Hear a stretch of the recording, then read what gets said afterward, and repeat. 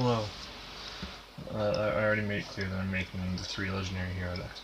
But, I'm doing Norse, the Nordics. They're pretty good.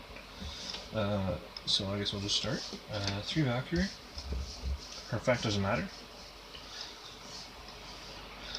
But for anyone who doesn't know what the deck does,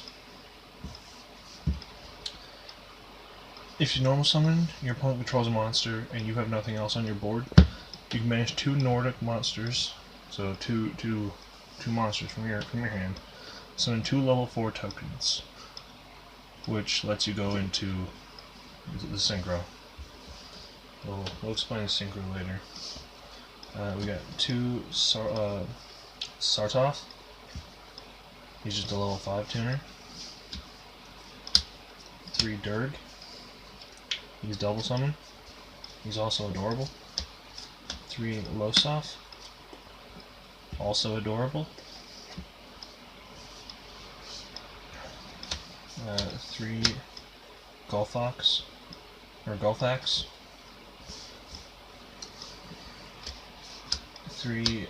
Tangrisnir. And 3 Tangoshner. I should probably say what the other effects are. Well, for Losov, it's a normal summon, target another monster you control. That's not that exact copy of Losov. Summon a Nordic from your hand whose level is equal to or lower. Gulfax is if you control monsters and your opponent has a cyber dragon, has a synchro, he's cyber dragon. This one's if it dies. This one. If they run it over in battle, summon 2 level 3 tokens. And this one, if a monster you control dies, summon it to your field, and if it switches from defense to face-up attack, summon a Nordic beast from your deck. Except for himself. And this guy gets back a monster from your graveyard in his normal summon, but that doesn't matter.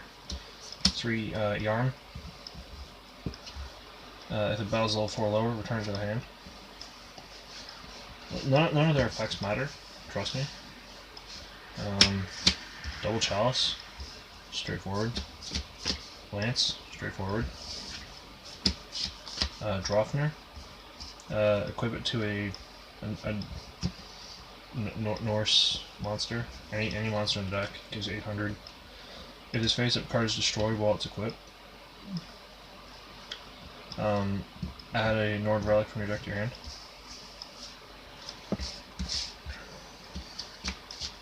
Wanos, Soul Charge, Trinid, Reborn, and Dank Hole. And for the trap cards, we've got Glyfnir, the Fetters of Fenrir, which is Rhoda for Nordics, and then 3 Mengenjord, which doubles the attack of one of your monsters, but it can't attack directly. Now, I'm super pissed that Mjolnir is not in this, because if Mjolnir was in this, this card would be good, but it's not, so this card is not the best, because it can't really be played offensively, it's just good for defense. But, I have a very important question. What do you think makes a Norse god good? Like, you know, powerful? You might think it's divinity, they're gods. Well, no, it's this. Not this doesn't matter. These don't matter. This makes the deck. This makes a Norse god a god, because she has the most ridiculous effect on summon of any monster in the game, aside from like the Creator Light, but that doesn't exist. And Exodia, because they're instant ones. She can be summoned using any monster in the deck, which is ridiculous. And when she's summoned, she guarantees you any one of the 3 synchros. So like, if you open with a monster, you have her. So let me explain. You summon Link into her. Remove 3 cards from your hand. So we'll take these 3. You then summon 3 Nordic monsters, because that's up to 3, so you summon the same amount. And then you can use them to synchro summon, because that's all you're allowed to do with them afterwards. Also on note, if she points to a synchro, one of the Nordic synchros, she can't be targeted for attacks, and this can't be targeted by card effects. So keep that in mind. That she is stupid as fuck. Her name is Golvig. She's a fucking... She's a nymph. She's a bitch. And she's busted as tits, and that's all that matters, because if she wasn't adorable, she would be burned at the stake. Odin, the Allfather, takes a Nordic Ascendant, which is Valkyrie, and then 2 level 4s, because there's no other way to add it up in this deck. Once per turn, you can make him immune to back row, which is really good, until the end of the turn. Once per turn during the end phase, if this face-up card was destroyed by the opponent and sent to your own grave, banish a Nordic Ascendant, so banish Valkyrie, special summon it back to the field. If he's summoned using his effect, you get to draw a card. So he gives you some of your hand back, which is not bad. There is Thor, the god of thunder. He's not called that in this, but you know that's fine. He takes a beast, so he takes Gulfax and 2 level 3s. Once per turn, you can negate all your opponent's face-up monsters' effects for the rest of the turn, which is super good in a monster-oriented format, because Link monsters. Same kind of condition as this. If your opponent murders him, you banish a Gulfax from your grave, you bring him back to the field, and your opponent loses 800 life points. And then Loki, the god of mischief. He's not called that in this. He takes Sartov, the pink cloud person. Takes this. And these. Once per turn during your battle phase, if your opponent activates a spell trap card, you can negate it and destroy it. And same kind of thing as these. If it's blasted by your opponent, banish the Sartov from your grave. It comes back, and then you can add a trap card from your grave to your hand.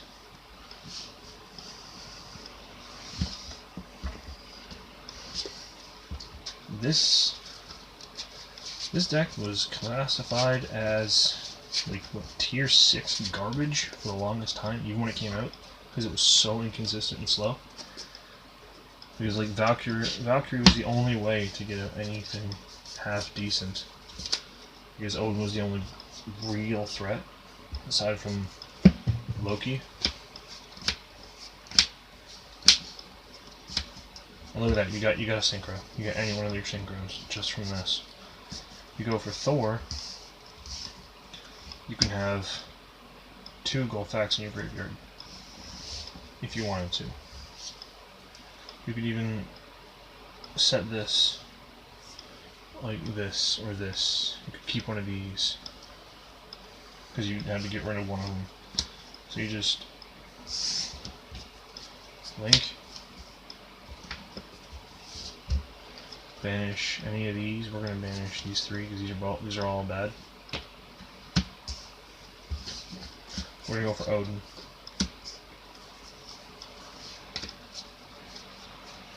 We'll get rid of the yarns because we don't need them for anything. And now we have 2 tuners in the graveyard for different reasons. Bam. So you can't be targeted by card effects. If you nuke him, he'll come back. And she can't be attacked. Which is pretty balanced, you know what I'm saying? The thing is, she only protects from targeting from the opponent. It's not like unanimous targeting. It's just the opponents. So like, if they tried to fucking attack into this, like if they managed to like, get a monster that was stronger than it, you would just be like, no, that's fine. It doesn't matter. He's 8,000, and your monster's dead. So that's this. That's the new Nordics. This I can't really make a competitive version of this. The only real difference would be maybe, let's see, take this out. These aren't really important. Monster effects aren't going to be a threat. You don't need this, realistically speaking. Excuse me. I don't really need these. So what you could do is you could take that out and put in 1 for 1, just to speed up, just in case you want to get Durg to have like, so you don't have to give up your normal summon. So you can normal summon after, later on if you want to. You could put in 3 Mjolnir, because Mjolnir allows your Aesir to attack twice, because it equips to them.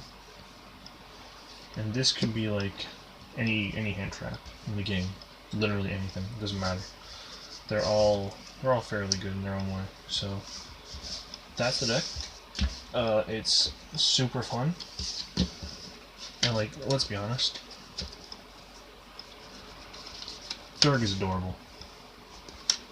And like, there's a new support card that came out in Soul Fusion that can take the place of all of her, specifically Golvig's effect requirements, because that's literally all it's done. That's all it's used for. It can take the full cost of her effect. So you get to keep your whole hand, aside from 1 card. And yeah, that'll be it. Destiny Heroes are next. And then, will I do Crusadias? I have Crusadias now, so those are pretty cool. But yeah, stay spicy, I guess.